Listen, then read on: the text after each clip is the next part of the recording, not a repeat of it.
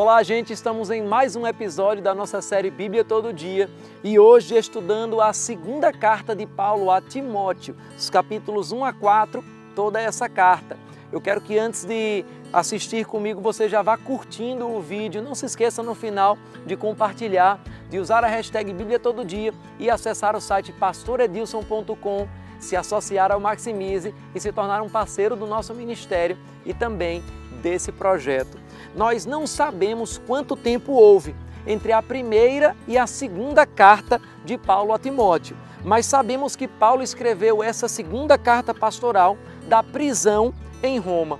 Pode ter sido escrita na sua prisão domiciliar em Roma, que foi registrada em Atos no capítulo 28. Mas muitos registros históricos apontam que depois dessa prisão, Paulo ainda foi solto, teve um ministério intenso e produtivo e finalmente foi preso novamente em Roma, dessa vez em condições nada confortáveis, sendo por fim sentenciado à decapitação através do imperador romano Nero, que perseguiu ferozmente os cristãos. Provavelmente então Paulo escreveu dessa segunda prisão e estamos aqui lendo a última das suas cartas e ele afirma nela, no capítulo 4, versículos 6 a 8, eu já estou sendo derramado como uma oferta de bebida, está próximo o tempo da minha partida, combati o bom combate, terminei a carreira, guardei a fé, agora me está reservada a coroa da justiça que o Senhor, justo juiz, me dará naquele dia, e não somente a mim, mas também a todos os que amam a sua vinda. Um dos maiores exemplos de homem de Deus estava dando as suas últimas palavras e mostrava que todos os que amam a vinda do Senhor e se entregam ao seu chamado terão uma recompensa na eternidade. Ele mostra que no final de sua carreira estava sozinho e alguns ministros o haviam abandonado e até mesmo causado males a ele. O caminho da fidelidade a Deus nem sempre vai nos presentear em todos os momentos com muitas boas companhias, mas o Senhor vai estar sempre conosco. A Bíblia diz no capítulo 4, versículos 16 a 18, na minha primeira defesa, ninguém apareceu para me apoiar, todos me abandonaram, que isso não lhe seja cobrado, mas o Senhor permaneceu ao meu lado e me deu forças para que por mim a mensagem fosse plenamente proclamada e todos os gentios a ouvissem. E eu fui libertado da boca do leão. O Senhor me livrará de toda obra maligna e me levará a salvo para o seu reino celestial. A Ele seja a glória para todos sempre. Amém. Paulo queria que Timóteo saísse de Éfeso para visitá-lo, provavelmente para passar o bastão para ele como líder dessas igrejas que haviam sido estabelecidas.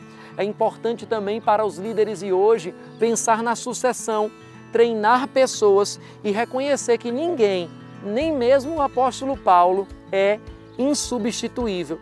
No primeiro capítulo, nós vemos Paulo desafiando Timóteo a aceitar o seu chamado como líder. Ele reafirma o testemunho de vida de Timóteo, motiva o seu filho na fé a ter ousadia e pede que ele permaneça nas verdades que recebeu. O capítulo 1, versículos 13 a 14, afirma: retenha com fé e amor em Cristo Jesus o modelo da sã doutrina que você ouviu de mim.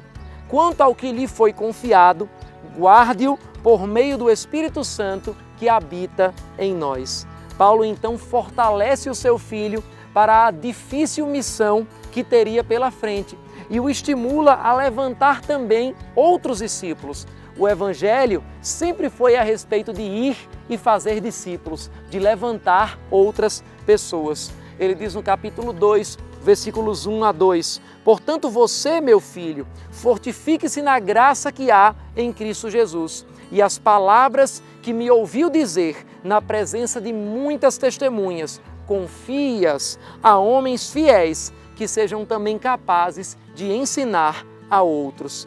Assim como um soldado não pode apenas fazer o que quer, mas deve ser fiel aos comandos de seus superiores. E assim como um atleta não pode comer o que quiser, nem treinar apenas quando quer, mas deve treinar e competir de acordo com as regras, Timóteo também deveria se esforçar para cumprir seu chamado e agradar ao Senhor que o chamou. Mais uma vez, Paulo orienta Timóteo a fugir de discussões improdutivas e aconselha: procure apresentar-se a Deus aprovado, como obreiro que não tem do que se envergonhar e que maneja corretamente a palavra da verdade.